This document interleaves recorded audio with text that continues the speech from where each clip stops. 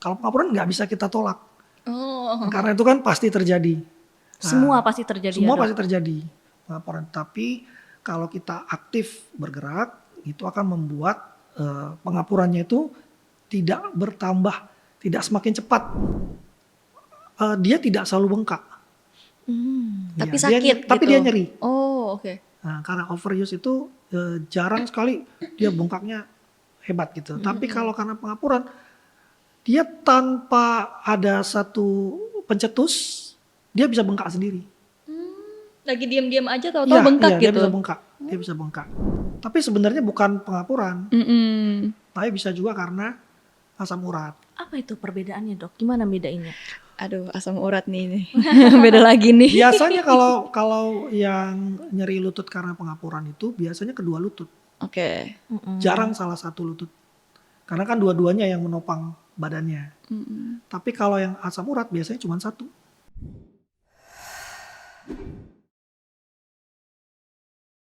Halo sahabat Merdeka, kembali lagi di podcast Junto. Yeay, bersama dengan kita ya Lulu ya always. Always. Nih Ratu, memasuki usia 40 banyak orang yang merasakan nyeri sendi karena kebanyakan aktivitas. Salah satunya tuh ibuku. Nah benar banget, jangan kan umur 40, kayak aku di umur 30 sekarang aja nih juga udah mulai ngerasain ya. Sendi ya. Karena itu katanya salah satu faktor dari usia. Bener banget, emang itu faktor usia Faktor usia dan tapi pertanyaan selanjutnya adalah apakah memang nyeri sendi merupakan salah satu tanda dari penuaan atau memang sebetulnya awal tanda yang harus kita waspadai itu? Oh, jadi kita harus tahu ya itu sebenarnya penyebabnya apa gitu. Nah, untuk membahas itu semua Ratu, kita akan membahas dengan Dr. Ode Samuel, spesialis ortopedi dan traumatologi, subspesialis panggul dan lutut konsultan dari Rumah Sakit IMC Pekayon dan Rumah Sakit IMC Cibitung. Halo dokter. Halo Mbak Lulu sama Mbak Ratu. Aduh dokter, gimana kabarnya hari ini? Sehat. Iya, Sehat ya dok tetap ya. semangat ya. Tetap semangat ya dok ya. bener banget nih. Kita banyak banget ya pertanyaan, terutama terkait dari nyeri sendi di atas usia 40 tahun. So kita kan pasti punya orang tua yang sudah mulai mengalami itu ya. Kita kan sebagai anak-anaknya juga khawatir dan nantinya juga kalau kita udah tua akan merasakan hal yang sama juga ya dokter. Betul. Nah, kayak gitu kan kita harus waspadai kira-kira ini bahaya atau enggak ya, atau emang hal yang wajar gitu kan ya tuh ya. Bener banget nih. Nah, kenapa nih kira-kira keluhan nyeri sendi tuh sering muncul setelah usia 40 tahun tuh dokter? Ya, jadi nyeri sendi itu memang sering muncul di usia lebih dari 40 tahun karena memang nggak bisa kita pungkiri karena faktor umur ya, usia. Jadi pasti akan ada peningkatan dari keluhan terutama keluhan dari alat gerak kan. Jadi itu hal yang wajar. Tapi bukan berarti lebih dari usia 40 itu dia udah pasti nyeri sendi. Nah, bukan berarti seperti itu. Tapi poin pentingnya memang ada peningkatan dari keluhan dari alat geraknya ketika dia sudah memasuki usia lebih dari 40 tahun. Gitu. Jadi memang sebetulnya karena usia atau sebetulnya karena ada kebiasaan-kebiasaan kita yang buruk menyebabkan nyeri-nyeri sendi itu dok? Iya, multifaktorial.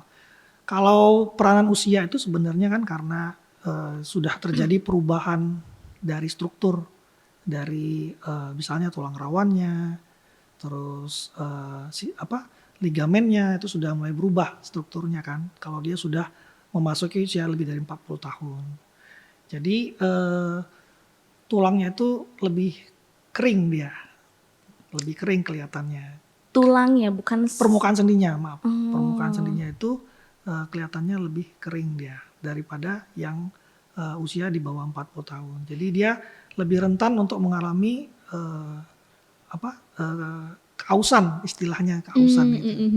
Gaya gesekan gitu. Jadi memang katanya tuh pelumasnya udah mulai sedikit gitu dok, benar dok? Sebenarnya pelumasnya masih ada. Cuman yang menjadi masalah terjadi perubahan bentuk dari permukaan sendinya. Gitu. Itu yang menjadi masalah.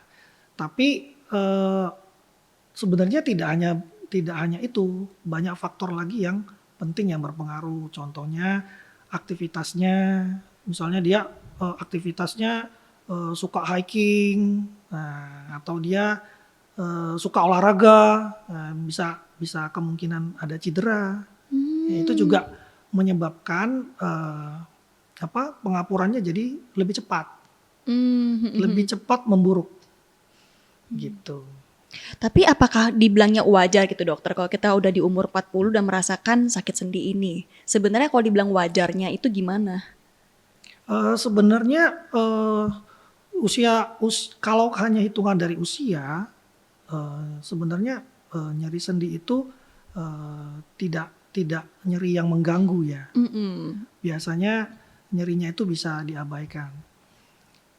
Kalau penyebabnya hanya faktor usia. Tapi kalau misalnya ada penyebab lain, misalnya dia cedera atau berat badannya yang tinggi, BMI-nya, terus kalau ada faktor misalnya metabolik kayak riwayat diabetes atau misalnya dia punya penyakit autoimun gitu. Jadi ya pasti pengapurannya akan lebih cepat memburuk. Nah, biasanya kecepatan memburuk itulah yang menimbulkan nyeri yang mengganggu. Jadi yang kita waspadai sebenarnya apabila ada nyeri yang mengganggu aktivitas sehari-hari dan sifatnya menetap. Oh, oke. Menetap sehingga kita nggak bisa melakukan aktivitas kita sehari-hari seperti yang sedia kala. Itu yang perlu kita waspadai. Soalnya sebenarnya lu kalau kita ngebandingin ya orang zaman dulu sama sekarang gini ya, pasti kan mereka lebih sering jalan, sedangkan kita kan lebih sedentary gitu ya, lebih sering duduk gitu. Betul. Nah, apakah wajar jadinya kalau kita di umur 40 tuh lebih cepat sakit dibandingkan sama orang zaman dulu gitu? Iya, betul. Jadi kalau gaya hidup kita sekarang, lifestyle kita sekarang kan jarang yang jalan jauh gitu jalan. Jalan sebentar aja kita mesen ojek online. Nah, betul. Dan juga paparan sinar matahari juga penting. Kadang kita pergi sebelum matahari terbit, pulang pun matahari sudah terbenam. Jadi otomatis paparan sinar mataharinya juga kurang. Gitu. Itu ngaruh itu ke sendi? Ngaruh ke sendi. Jadi kita harus usahakan bagaimana kita tetap bergerak, aktif bergerak, gitu. Jadi kalau kita aktif bergerak itu akan membuat pengapuran kita itu, kalau pengapuran nggak bisa kita tolak, karena itu kan pasti terjadi. Semua pasti terjadi. Semua pasti terjadi pengapuran. Tapi kalau kita aktif bergerak, itu akan membuat pengapurannya itu tidak bertambah, tidak semakin cepat memburuk. Mungkin bilangnya bergerak dan dijemur gitu ya. Karena kalau nggak ada mataharinya juga sama aja bohong gitu. Iya, betul. Berarti aktif bergeraknya itu juga olahraga gitu ya dok ya? Iya, olahraga. Cuman memang harus kita bedakan kalau dia sudah di atas 40 tahun, sudah mulai ada keluhan nyeri, misalnya nyeri di lutut, nyeri di panggul, nah itu olahraganya lebih ke arah yang low impact aerobic exercise. Contohnya jalan santai, bersepeda, berenang, yang sifatnya tidak membebani lutut. Sekarang deh saya kan udah umur 30 nih ya dokter ya. 10 tahun lagi saya 40 tahun gitu. Sekarang udah nyeri sendi belum? Nah ini saya mau kasih tahu nih. Kalau lagi misalnya nih kita menekuk lutut ya dokter ya. Kita kan sholat ya pasti kan menekuk lutut gitu.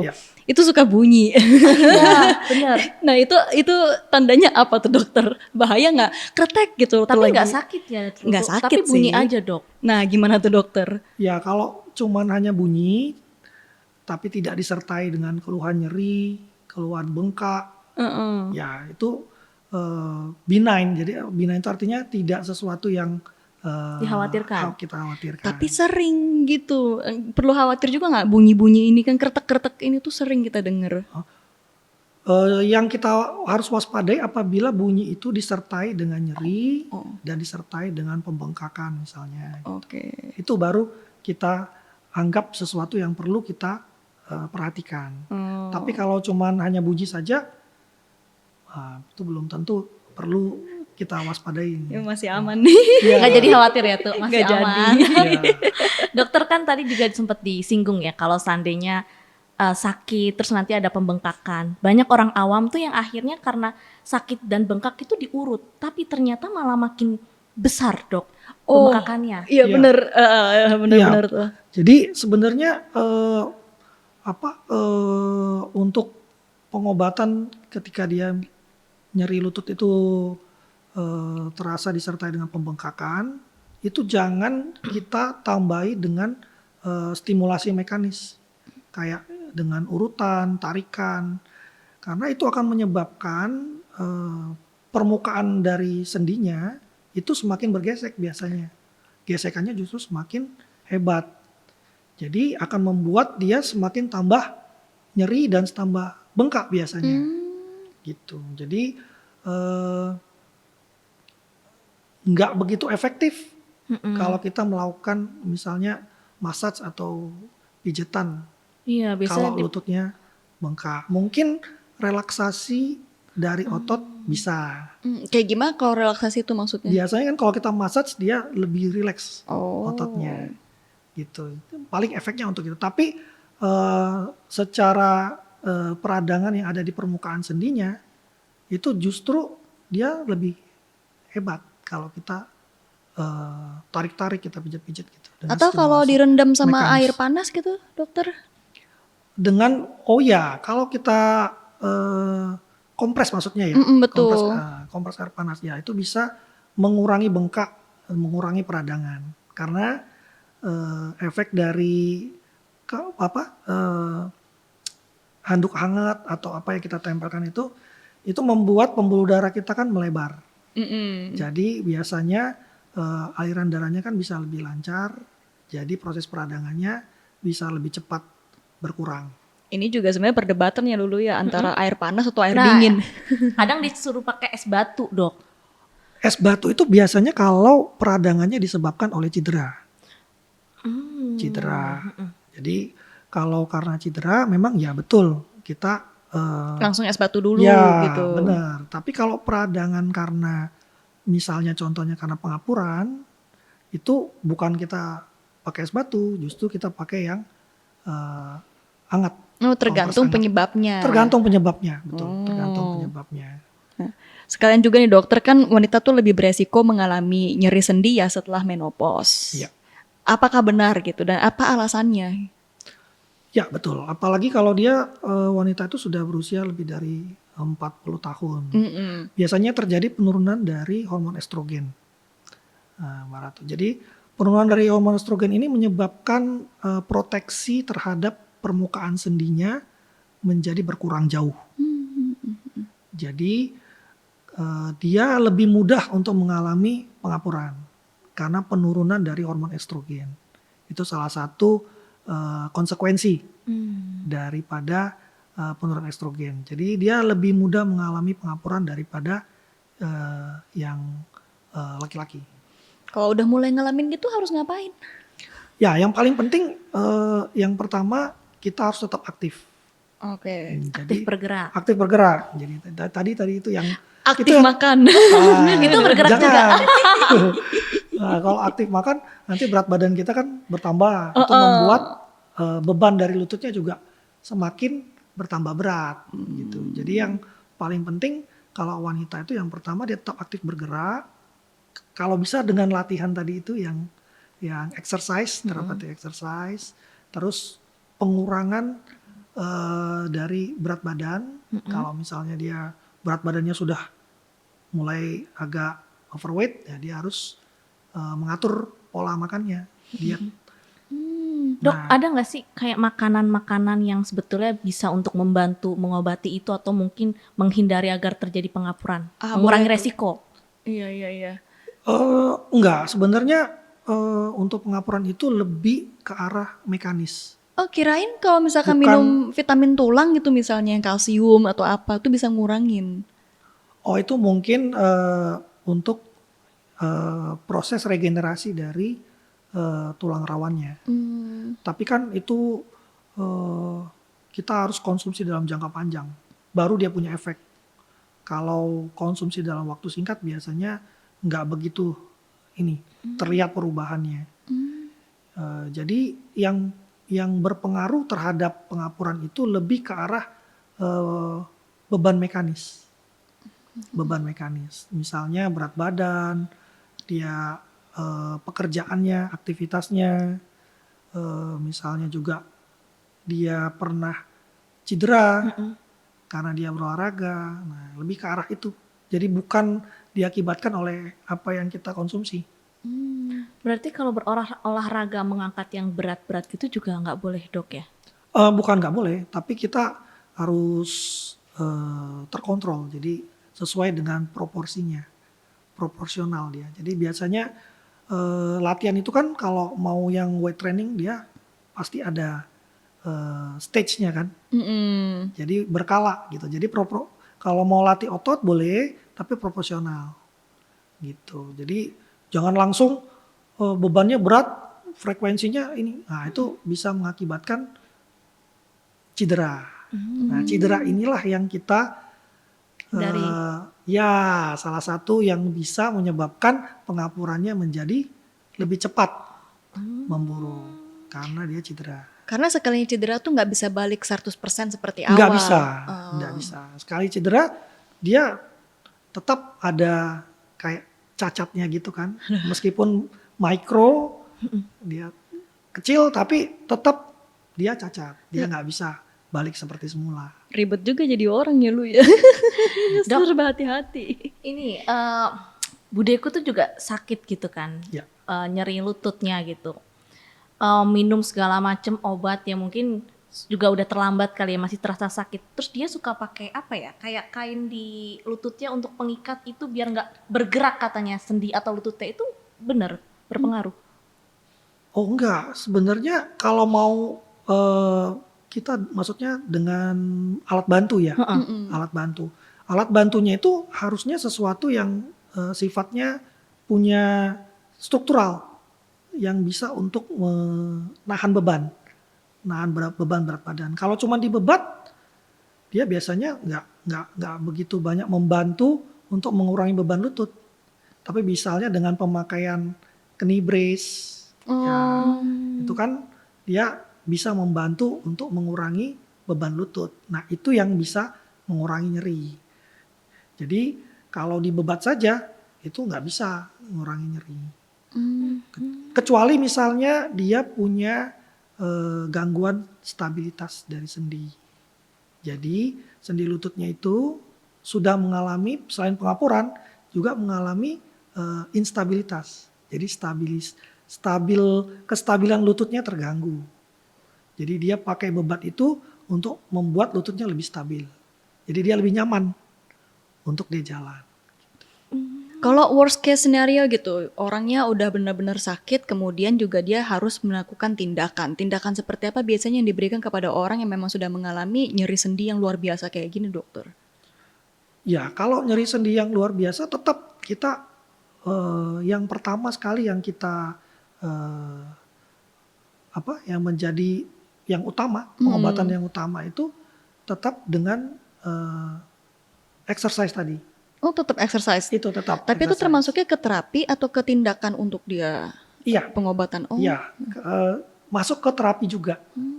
Jadi kalaupun nanti dia misalnya setelah kita terapi, kita lakukan exercise terapi, tapi tidak ada perubahan, biasanya dalam waktu 6-12 minggu setelah kita lakukan exercise terapi nggak ada perubahan, mungkin kita akan meningkatkan eskalasinya ke pembedahan. Tapi tetap kita harus melakukan exercise terapi dulu. Jadi jangan langsung dilakukan pembedahan karena itu penting sekali untuk outcome dari hasil operasi kita nanti. Jadi otot yang benar-benar siap terlatih gitu, waktu kita melakukan operasi pemulihannya juga akan jauh lebih cepat dan biasanya keluhan dia juga akan jauh lebih ringan daripada lututnya itu ototnya belum siap, kemudian kita lakukan operasi hasilnya juga pasti akan lebih buruk gitu. Jadi exercise terapi itu penting untuk sebelum kita operasi dan juga nanti sesudah kita operasi. Jadi itu juga menjadi pilar utama untuk pengobatan nyeri lutut yang berat. Operasinya itu diapain? Dipotong apanya? Kemudian mungkin orang kan juga suka bingung ya, sebenarnya tuh kalau dioperasi tuh yang diperbaiki tuh bagian apa gitu, ditambahin apa di mereka? Oh ya, biasanya kalau tindakan operasi itu bermacam-macam. Mhm mhm. Kalau usianya masih relatif muda, ya 40 tahunan seperti itu, biasanya kita bisa melakukan operasi yang kita bilang koreksi. Koreksi dari alignment-nya. Jadi koreksi dari bentuknya. Jadi biasanya misalnya beban lututnya itu di sisi dalam. Terus kita lakukan unloading di sisi dalam, jadi supaya sisi dalamnya itu tidak mengalami stres lebih banyak. Misalnya dengan pembedahan dengan HTO, misalnya dengan high tibial osteotomy. Jadi kita potong tulangnya, terus kita rubah posisinya supaya sisi dalamnya itu bebannya lebih sedikit, terus kita pasang pen. Tapi bisa juga kalau misalnya hanya satu sisi saja yang mengalami pengapuran yang berat, di sisi situ saja yang kita ganti. Itu yang kita sebut sebagai UKA, Unicompartmental Arthroplasty. Jadi hanya satu sisinya saja yang kita lapisi, kita ganti. Jadi permukaan dari tulang rawannya itu kita lapisi dengan implan. Gitu. Tapi hanya satu sisi saja.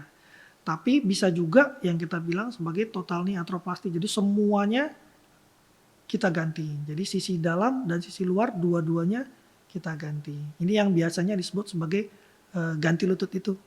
Ganti sendi lutut itu maksudnya dua-duanya. Sisi dalam, sisi luar itu kita lapisi dengan implan. Kalau dibayangin sih kayaknya sakit ya. Ya. Biasanya kalau untuk penyembuhannya tuh berapa lama dan apakah mereka merasakan sakit saat mulai berjalan lagi gitu dokter? Nah, biasanya itu tadi peranan dari exercise terapi sebelum kita lakukan operasi itu sangat penting untuk pemulihan pasca terapinya. Jadi kalau misalnya ototnya itu sudah cukup siap, biasanya pasca operasi itu antara sekitar 4 sampai 6 minggu itu sudah mulai ada perubahan. Artinya dia udah mulai bisa jalan dengan keluhan nyeri yang minimal. Gitu. Dok, sebelum bahas ke sana tadi operasi ya dok, aku mau agak narik-narik sedikit ke belakang gitu ya. Ya, Karena kan kita kadang suka belum bisa membedakan sebetulnya ini nyeri sakitnya karena capek atau sebetulnya ini nyeri sakitnya adalah tanda awal pengapuran. Gimana cara membedakan itu dok? Oke. Jadi kalau nyeri karena capek itu biasanya karena overuse kan. Overuse. Jadi dia exercise yang berlebihan kan. Jadi penggunaan otot yang berlebihan. Biasanya kalau yang overuse itu dia akan membaik. Dalam beberapa waktu dia akan membaik. Dalam 1-2 hari dia akan membaik. Kalau dia akan overuse. Tapi kalau karena nyeri karena pengapuran, itu biasanya nyerinya itu lebih menetap. Dalam beberapa waktu pun nggak ada perubahan. Dan biasanya ada yang kita sebut sebagai gel phenomenon. Jadi ada kekakuan dari sendinya. Terutama apabila dia pada fase kurang digerakkan. Misalnya dia dari bangun tidur, terus bangun pagi hari, itu kan dia tidur relatif nggak bergerak. Nah, ketika itu dia bangun, mulai tuh dia ngerasakan kekakuan dari sendinya. Jadi nyeri yang lebih menetap disertai dengan kekakuan. Nah, itu yang biasanya kita lebih kita hubungkan dengan pengapuran atau osteoartritis. Ciri-cirinya selain tadi yang nyeri menetap sama kaku itu ada ciri-ciri lain gak dok? Biasanya kalau ciri-cirinya kalau dia karena overuse itu biasanya dia tidak selalu bengkak. Tapi Ya, sakit tapi gitu. dia nyeri. Oh, oke. Nah, karena overuse itu jarang sekali dia bengkaknya hebat gitu. Tapi kalau karena pengapuran dia tanpa ada satu pencetus dia bisa bengkak sendiri. Lagi diam-diam aja tahu-tahu bengkak Dia gitu. bisa bengkak. Dia bisa bengkak. Gitu. Tiba-tiba bengkak gitu dok? Atau Bisa. mungkin karena makan sesuatu gitu dok? Ya takutnya kan alergi gitu ya orang Oh. mikir kan. Ya, tapi kalau yang pengapuran dia bisa bengkak tanpa ada satu pencetus, gitu. Bengkaknya di bagian Biasanya di lututnya, di mana di lututnya. Dia susah untuk menunjukkan di mana asalnya. Tapi biasanya dia bilang di dalam. Di dalam, di area Nyerinya, lutut iya, gitu. di dalam lututnya. sakitnya nyeri-nyeri kayak di silet-silet gitu kan? Iya, betul. Bisa sampai seperti itu. Bisa sampai seperti itu. Takutnya jadi orang tua. Takut nih, harus jaga nih, Iya. harus jaga olahraganya dulu nih. Nah, iya ya. Sebentar lagi Abis ini masih kita lama ya. abis ini kita jalan santai dulu. Jalan santai. Bener ya, tuh? Iya bener. Karena memang itu yang paling penting untuk mencegah pengapuran ataupun kalau sudah terjadi pengapuran. Jadi therapeutic exercise itulah salah satu lini utama Oke. untuk mengurangi nyeri. Nah sehari tuh harus berapa lama? 30 menit kah? 1 jam, 2 jam gitu? 15 sampai 20 menit Oh itu cukup? jalan cukup. Oh berarti di treadmill sebenarnya juga bisa Cukup dong? ya. Oh. Cukup. Berarti nggak harus dipaksakan harus lama biar cepet sembuh gitu. Enggak, Enggak. aduh, jangan Kita kan cuman hanya mau supaya otot kita itu siap. Siap, bukan sangat terlatih atau apa, bukan. Yang penting otot itu siap. Oke. Kalau dari antara tadi kan salah satu untuk mengobatinya itu kan jalan kaki atau olahraga atau berenang gitu ya dok. Di antara dua ini yang paling baik atau yang paling bagus tuh yang mana dok? Antara olahraga antara jalan dan juga berenang. Sebenarnya bukan dari jenis olahraganya, tapi konsistensinya. Itu yang kadang-kadang kita susah. Jadi kalau dia tidak konsisten untuk melatih ototnya, ya otot itu nggak akan terbentuk gitu, nggak akan optimal. Jadi kalau dia mau bersepeda ya bagus, dia mau berenang bagus, dia mau jalan kaki bagus, semuanya bagus. Yang penting dia konsisten untuk melakukan olahraga itu. Yang penting nggak hari ini olahraga 2 hari bolong. Nah, itu. Pokoknya sehari inget ya 15 menit 15 minimal. Sampai 20 menit ya Ratu ya. Iya, betul banget. Nah sama saya juga penasaran sih dokter, banyak yang bilang kalau kita tuh minum soda gitu, itu membuat lebih cepat pengapuran, bener nggak sih? Enggak sih, enggak secara langsung. Pengapuran itu lebih ke arah mekanik. Oke. Mekanik. Jadi sesuatu yang membuat lutut itu bebannya lebih berat. Apakah turun tangga itu juga kita? Ya, Oh, oke. Itu Turun juga. tangga tuh bikin kita cepat kena pengapuran juga dong. Artinya. Bukan cepat pengapuran, beban lututnya bertambah. Oke, beban lutut bertambah. Iya, Oke. beban lututnya bertambah. Jadi kalau kita naik turun tangga, beban lutut kita secara otomatis bertambah 2 sampai 3 kali lipat dari beban semula. Apakah benar kalau naik itu lebih oke dibandingkan turun tangga? Lebih berat naik. Lebih berat sebenarnya. naik justru, Ya, bukannya daripada turun. Ya, lebih berat naik daripada turun. Tapi dua-duanya itu kan pakai 2 lutut, jadi dia akan salah satu akan lebih banyak bebannya akan lebih banyak daripada yang satu lagi. Jadi intinya dua-duanya akan mengalami beban yang lebih tinggi daripada seharusnya. Jadi mendingan naik lift. Tetap naik lift padahal baru dibilangin loh ini tuh Iya, tetap iya. naik lift. Tetap naik lift ya. Nah, dokter tadi kan yang tadi sempat Ratu tanya ya minum soda pengaruh atau enggak, ternyata enggak. Tapi kalau dari makanan misalkan makanan jeroan gitu dok, katanya kan jeroan kayak usus, ati ampela ini bisa berpengaruh, bener nggak sih dokter? Oh enggak, kalau untuk pengapuran enggak ada pengaruh makanan. Jadi kalau konsumsi jeroan tuh mungkin meningkatkan asam uratnya. Kadang-kadang juga agak rancu, jadi ada yang datang itu keluhannya nyeri di lutut, tapi sebenarnya bukan pengapuran, tapi bisa juga karena asam urat. Apa itu perbedaannya dok? Gimana bedainnya? Aduh, asam urat nih. Beda lagi nih. Biasanya kalau yang nyeri lutut karena pengapuran itu biasanya kedua lutut, Oke. jarang salah satu lutut, karena kan dua-duanya yang menopang badannya. Tapi kalau yang asam urat biasanya cuma satu. Nah, itu. Asam urat tuh juga karena dia kakinya tiba-tiba tegang itu artinya dia asam urat. Oh bukan, biasanya ini karena penumpukan dari asam uratnya. Oke. Itu yang membuat dia jadi rentan untuk meradang. Oke. Bukan karena aktivitas, tapi karena kadar asam urat dalam darahnya yang tinggi. Jadi kadang-kadang tanpa aktivitas yang berat pun dia bisa bengkak dan meradang. Karena kadar asam uratnya yang tinggi. Oh gitu. Ya, jadi bukan karena kelainan di lututnya mengalami pengapuran atau apa, bukan karena itu. Gitu, tapi karena kadar asam uratnya yang tinggi. Oke. Ini mungkin saatnya kita game sedikit juga nih ya Lulu ya. Kayak ini yang ditunggu-tunggu sih, mitos atau fakta dokter ya. Nah, oke nih. Dokter, mitos atau fakta sih kaku sendi di pagi hari itu cuma karena kurang gerak bukan tanda masalah serius? Mitos atau fakta dokter? Kaku Di pagi hari di pagi hari. sendi.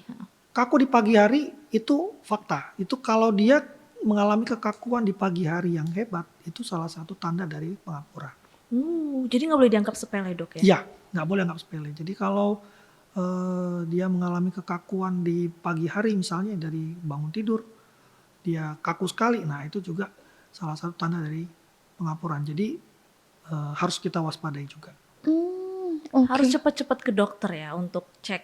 Apabila dia menetap. Oke. Jadi Sering nggak- dialami gitu. Ya, kalau dia kaku pagi hari, sebelumnya dia main pedal, ya nggak apa-apa. Beda Wajar- cerita. wajar Kalau dia itu mah karena kecapean aja gitu Iya, kan. tapi kalau dia terus menerus mulai agak menetap, jadi dalam 1 minggu 5 hari dia kaku terus pagi hari, ya itu perlu kita waspadai. Oke. Nah, ini yang kedua nih dokter, semua nyeri sendi yang datang tiba-tiba pasti karena asam urat. Mitos atau fakta? Mitos. Mitos. Mitos tadi baru dijelasin. Baru ya, dokter dijelasin ya? tadi sama Iya. dokter kan ya. Iya. Nah dokter, mitos atau fakta? Kalau masih bisa jalan jauh berarti kondisi sendi kita masih aman. Mitos atau fakta? Fakta. Oh, itu fakta. Oh fakta. Jadi kalau kondisi dari lututnya itu masih relatif baik, maksudnya ototnya bagus, masih terlatih, terus relatif pengapuran juga nggak ada, itu pasti dia bisa jalan lebih jauh. Dan juga bisa kuat berdiri lama. Ya, kuat berdiri lama. Tapi kalau sudah mulai ada pengapuran, sudah mulai ada kelemahan otot, nah itu biasanya dia nggak bisa berdiri lama dan juga jalannya nggak bisa jauh. Karena sudah pasti keluhan nyerinya, rasa tidak nyamannya semakin meningkat dengan bertambahnya aktivitas. Berarti kalau lagi nyeri gitu mending istirahat dulu ya dok? Iya, betul. Jangan dipaksa. Iya, betul. Tapi serba salah ya, di satu sisi kan emang harus olahraga gitu untuk bisa menjaga otot kita. Tapi kalau dia udah kesakitan gimana ya dokter ya? Iya. Jadi kalau sendi itu memang dia prinsipnya harus digerakkan. Kalau dia nggak digerakkan juga masalah. Tapi kalau gerakannya terlalu over juga masalah. Jadi dia harus bergerak tapi tidak over. Aduh, ngebalance-nya ya. Kalau bergeraknya melalui jari misalnya pesen makanan jadinya online gitu. Cuma jarinya doang dong yang Itu sehat nggak boleh nanti. ya? Jangan Nggak dong. boleh. Oke Ratu. Nah kalau gitu ini ya, pijat atau urut keras bisa memperbaiki sendi yang sudah aus. Mitos atau fakta? Mitos. Mitos. Oh kirain kalau misalnya kita lagi ngerasain kayak gitu, dipijit dikit bisa lebih elastis gitu maksudnya kan? Mungkin ototnya lebih rileks aja. Oke. Tapi keadaan yang di dalam lututnya itu nggak ada perubahan. Dia tetap sama. Malah mungkin bisa dia semakin tambah meradang. Oke deh kalau gitu perlu diingat ya bahwa itu nggak ada hubungannya. Nggak ada hubungannya. Nah dokter terakhir nih, mitos atau fakta sendi yang sudah rusak tidak bisa kembali normal? Ya, fakta. Jadi sekali sendi itu rusak, dia nggak akan bisa kembali seperti semula. Contohnya kalau kita cedera olahraga, kita ada defect, ada kerusakan, nah itu nggak bisa lagi dia kembali seperti semula. Itu akan tetap ada. Itu akan tetap ada. Seperti hati yang disakiti, Ya. tidak akan bisa Nggak kembali. akan bisa kembali lagi. Aduh. Berarti kalau seandainya ya tadi kayak cedera. Jejaknya tetap ada. Tetap ada. Jadi kita tetap gak bisa aktivitas olahraga yang sebelumnya, Dok ya. Nah itu nanti kita harus biasanya lebih bagus diperiksakan. Konsultasi. Ya, jadi kita tahu kira-kira kalau ada kerusakan, seberapa besar kerusakannya dan bagaimana mengantisipasinya supaya dia tidak lebih cepat bertambah parah. Gitu. Tapi untuk dia bisa mulus kembali ya nggak mungkin. Gak mungkin ya, Dok Nggak ya. mungkin. Makanya berarti dari sekarang kita harus bisa menjaga ya, Ratu ya. Menjaga, nah, seperti Ya. hati yang disakiti kan tadi makanya dibilangnya. Hati-hati. Oke, nih dokter, ini mungkin dokter tadi udah jelasin ya, tapi kita lupa-lupa ingat kita tanyain lagi deh. Wanita di atas 40 lebih beresiko mengalami nyeri sendi dibanding pria. Ya, Mitos betul. atau fakta? Fakta. Why? Itu karena tadi yang kita jelaskan karena pada wanita terjadi menopause. penurunan estrogen. Ya menopause itu estrogennya yang menurun jauh. Karena estrogen ini juga hormon yang penting untuk proteksi tulang rawan. Oke. Wah gila. Wow. Keren banget ya omongan kita hari ini. Sebagai wanita kita harus sadar ternyata kita tuh lebih rentan Ya, gitu ya untuk betul. terkena nyeri sendi ini. Betul.